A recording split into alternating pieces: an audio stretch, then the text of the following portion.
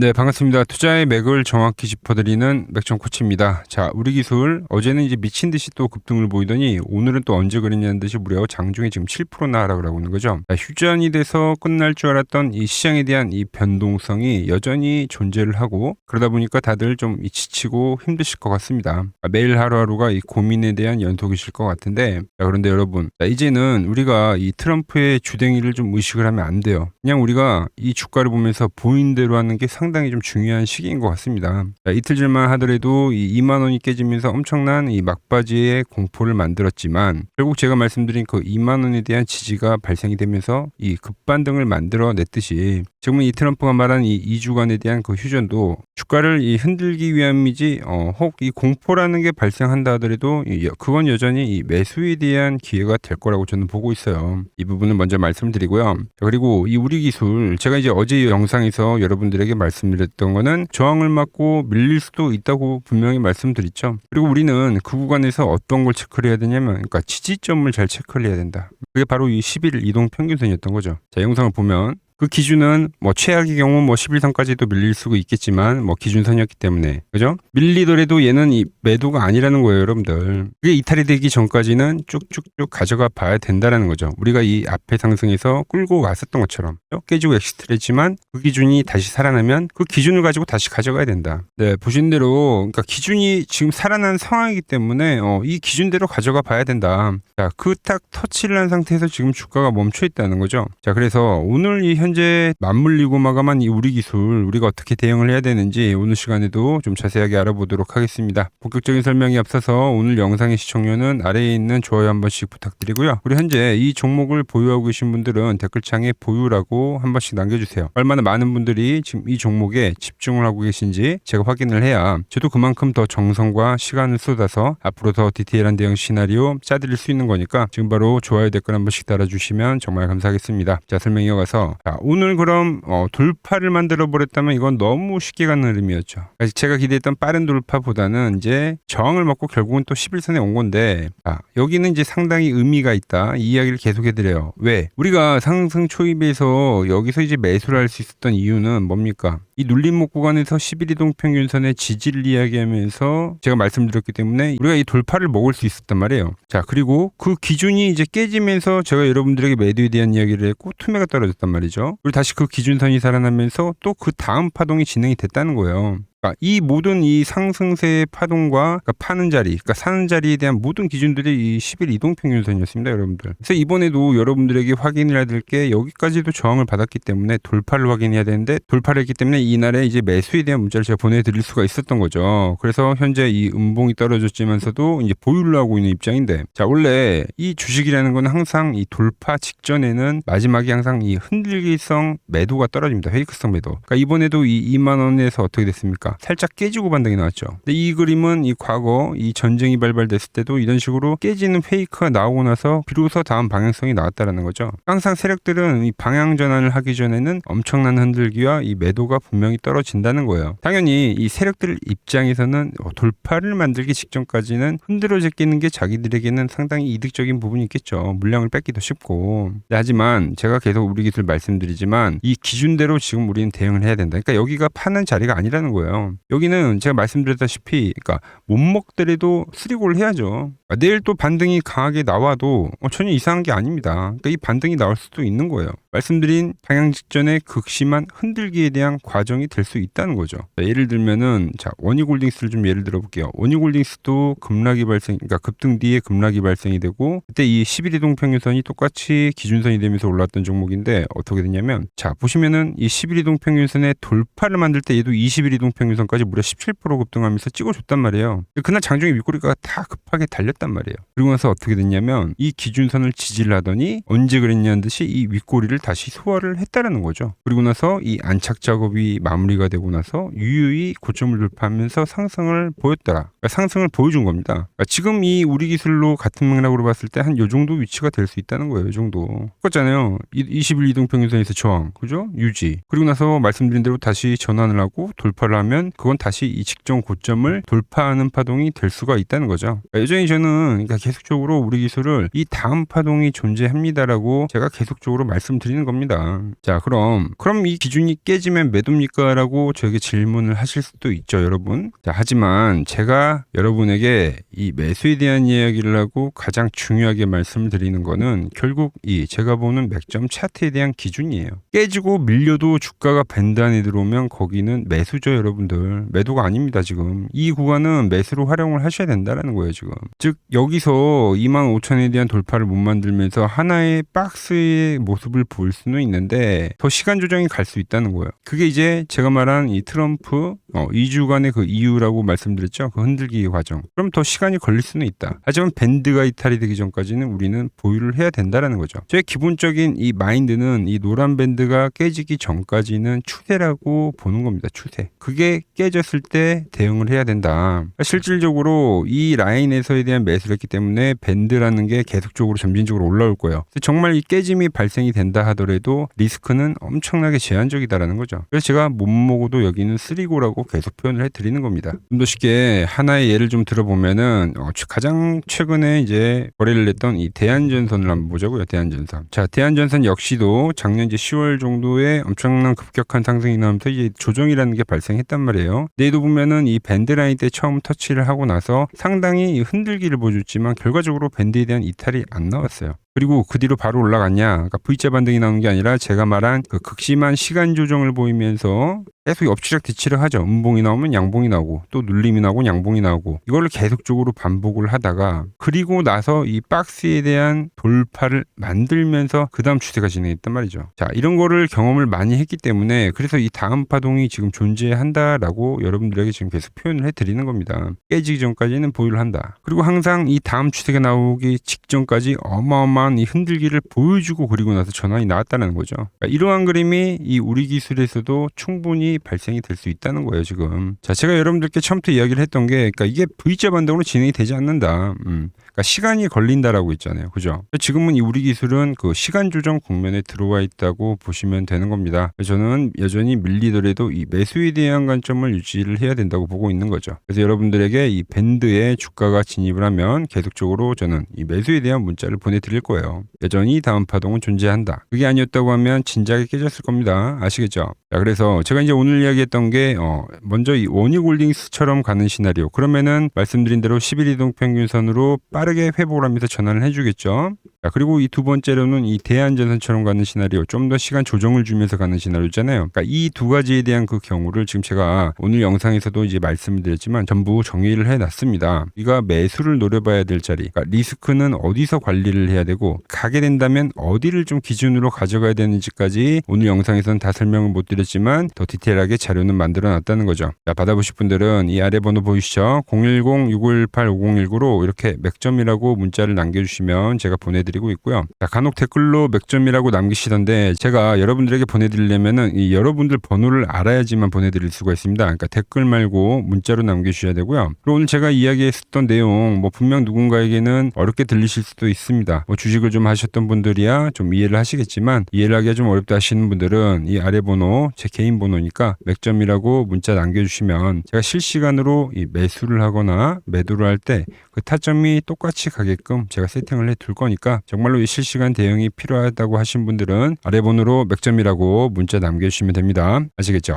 자, 제가 지금 이 이론으로 지금 채널에 좋은 종목 소개를 많이 시켜드리고 있는데 한번 보고 오자고요. 플로봇을 보시면 어때요? 안 깨지죠? 모양 어때요? 안 깨집니다. 로보티지도 안 깨지죠. 오히려 제가 지금 더 사자고 말씀드리잖아요. 그죠? 그리고 최근에 뭐 잡아드렸어요? 피롭틱스. 정말 아쉬운 거는 뭐냐면은 제가 이 엑시콘이랑 오케이스 전자도 다 잡아드렸어요. 보시면은 그러니까 맥점에 닿는 애들은 제가 잡아드린다고 했잖아요. 돈이 되는 정보. 근데 다 잡아드렸는데 자 보세요. 자, 지금 저희 채널 가보시면 맥점 코치 부품주라고 치면은 이렇게 된다니까요. 보통 요즘에 제가 잘 가는 에코프로나 그런 것들은 조회수 엄청 많이 나오는데 이 탑2를 찍어드렸는데 조회수가 죽어버리더라고. 근데 이런 거를 제가 문자로는 다 보내드린다는 겁니다. 뭐 한미반도체뿐만이 아니라 그때 이야기했던 게 뭐 저 영상 확인해 보시면 아시겠지만 엑시콘 최바닥일 때, 오킨스전자 최바닥일 때, 필옵틱스도 최바닥일 때 다 짚어드린 겁니다. 오늘은 제가 특별히 이 버블에 대한 이야기를 좀 추가적으로 해드리고 앞으로 어떤 종목을 봐야 하는지도 한번 살펴볼게요. 자, 지금과 똑같은 시장이 이제 86년도 그리고 이 2000년도에 한번 있었습니다. 86년도는 산업혁명이었고요.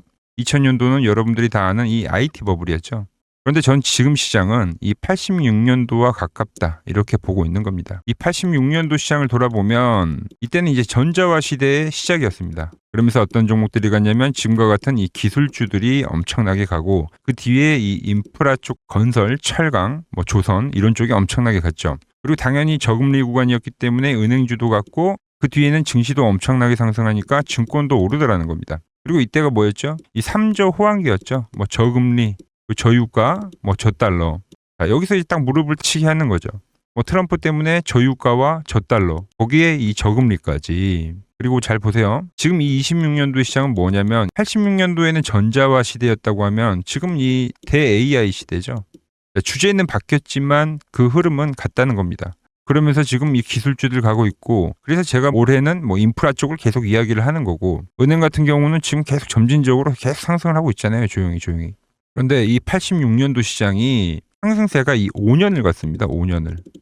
그런데 우리나라 지수 지금 어때요? 이제 고작 1년 좀 넘게 상승을 해주고 있는 거죠. 물론 이 안에 이 조정에 대한 시간도 분명히 있었습니다. 뭐 몇 개월씩 나오긴 했죠. 뭐 지루한 엄청난 횡보를 하던가. 하지만 엄청나게 장기간 동안 대세 상승을 보여주더라는 거죠. 자, 그리고 지금 우리나라에서 진행하는 게 이 밸류업 프로그램이죠. 최근 이제 일본이 이 밸류업 프로그램을 하고 나서 지수가 이 5배가 뻥튀기가 됐습니다. 우리나라는 이제 뭐 2000포인트에서 이제 4000포인트 좀 넘어가는 거기 때문에 뭐 2배 정도 상승을 한 거죠. 그런데 지금 이 정부가 이 밸류업 프로그램을 하면서 목표하는 게 뭐냐? 바로 이 6월 달에 있는 이 MSCI 이 선진국 지수 편입을 하기 위해서죠. 그래서 최근 나온 뉴스가 24시간 거래가 된다. 뭐 외환시장도 개방을 하고 그리고 상법 개정안 같은 경우도 지금 1단계, 2단계, 뭐 3단계 단계별로 계속 진행을 하고 있고 이 모든 게 왜? 바로 이 선진국 지수에 편입을 하기 위해서입니다. 이게 이제 6월 달에 발표가 있으니까 거기에 맞게 정부가 움직임을 보이고 있다는 겁니다. 자, 그럼 편입이 되면 무슨 효과가 되냐? 이제 모든 이 업종들이 재평가를 받게 되는 거예요. 자, 그러면서 이 패시브 자금이라는 게 들어옵니다.